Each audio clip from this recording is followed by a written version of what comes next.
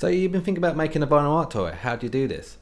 There's lots of options. You could self-fund it yourself. You can just do 3D printing. Hopefully in this video I'll be able to tell you a few options which you could go down. We're a tiny little studio in London called Fantasylamp, and we're creating our own vinyl art toy at the moment, being made in China. If you like to follow us on TikTok, they're most updated videos, and we'll tell you little hints. And as we build our community, we'll just let us know questions, and we hopefully be able to answer it. So I've actually ripped most of these off of my TikTok, so go on there if you want to see like the shorter videos, but I'm not going to bother editing at the moment. I might come back and do a proper video and make it more exciting and stuff, but I just thought give it raw. And any questions, just please comment. But anyway, I'll play the videos now. So you want to make your own vinyl art toy. How do you do this? So this is a response from the last video I posted.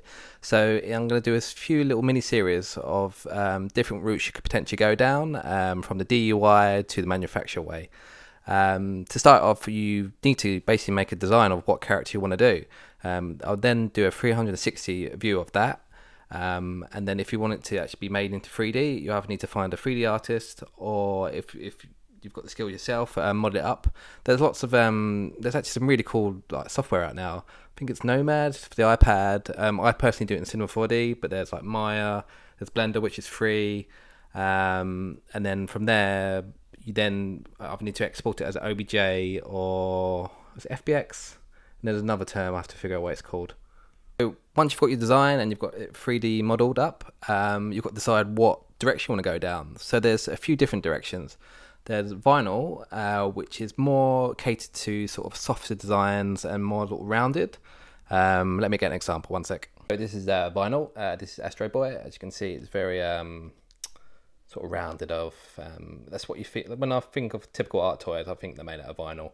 And then we've also got this Bat Boy. I can't actually remember his name, but again, this one's actually made in Japan, so it's a little bit different sort of quality to it.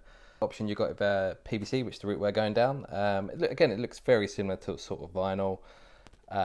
You can do more sort of finer details. What I've been speaking to different manufacturers too. So say this, I believe this is PVC as well, but I don't know if you know of Sushi Cats.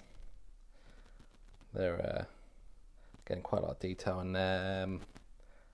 So there's different qualities in the different plastics. I would definitely recommend going into a few shops and sort of seeing the different, looking in the boxes to see what options there is, and what you prefer. And then the other one is resin, which they tend to be in a smaller runs, and it's a lot more cheaper to make a mold.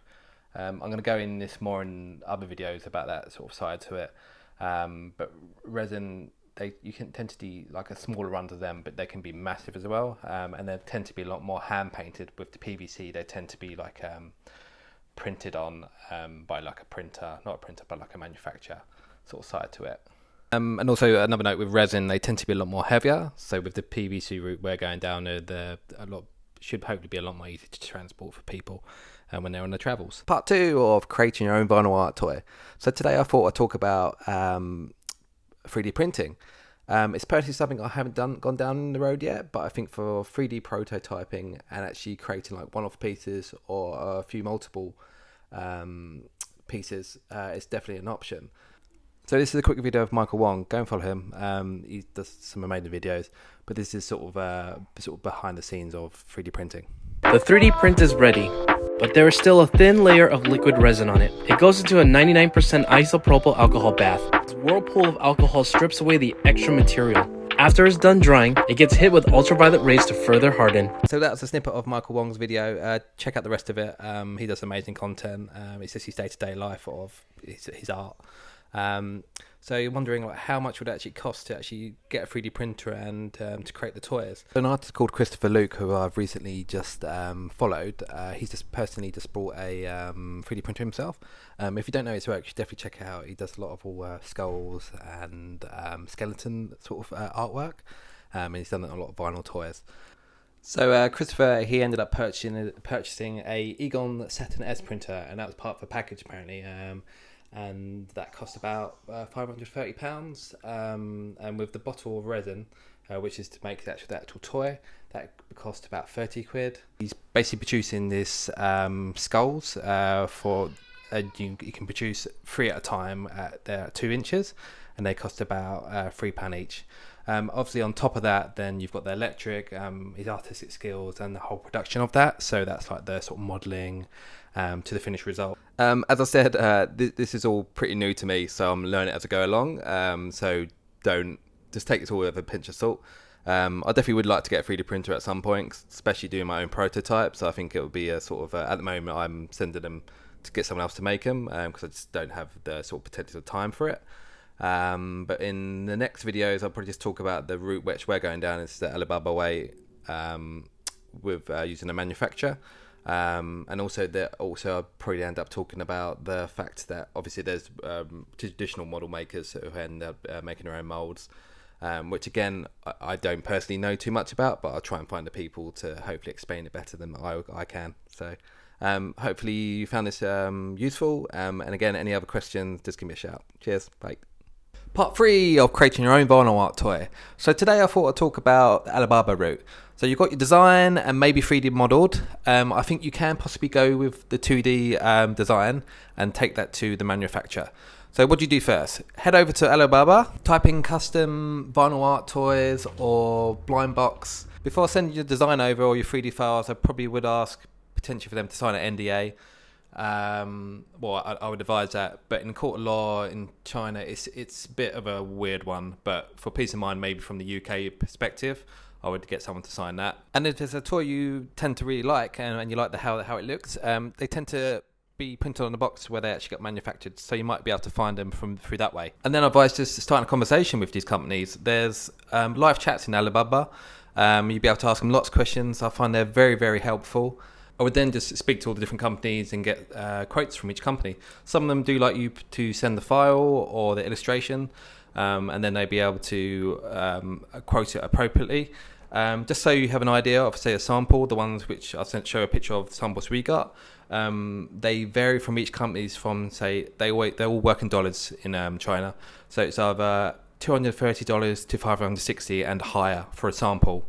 If you get multiple ones, they might be able to do you a deal. It's just worth asking. And just so you know, the samples at least are 3D printed and they're normally made out of resin. And also another note, they tend to be 95%, the samples tend to be, that's the end result. So once you've got your sample and you're happy with that, you want to go and basically get the whole thing in production, the molds.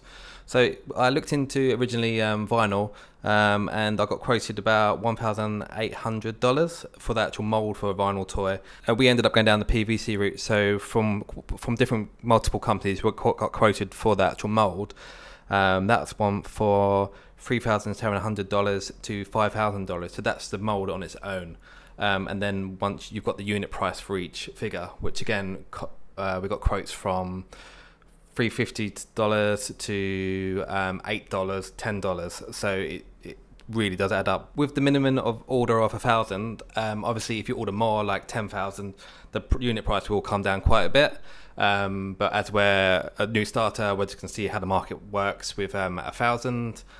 Then on top of that, you've got the box. So depending on how advanced your box is, that might incur extra cost as well. So production's finished and they're going to send you the toy.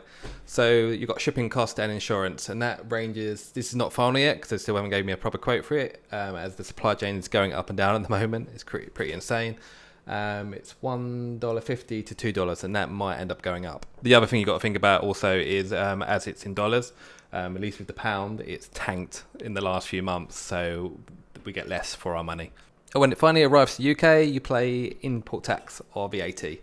I can't remember top of my head. Again, that changes. So at the end of it, it ends up costing quite a lot to actually produce. And that's even without, say, your design time and actual working on it for them and promoting it and so on. So if you're looking to only do like a small run, I'd say probably just go down the 3D printing route and then build it up from then. I think that's pretty much it. Probably a bit too much information there. As always, any questions I'll try and answer. If you don't know me yet, give us a follow. We're creating our own vinyl art toy, and this is our journey. Cheers.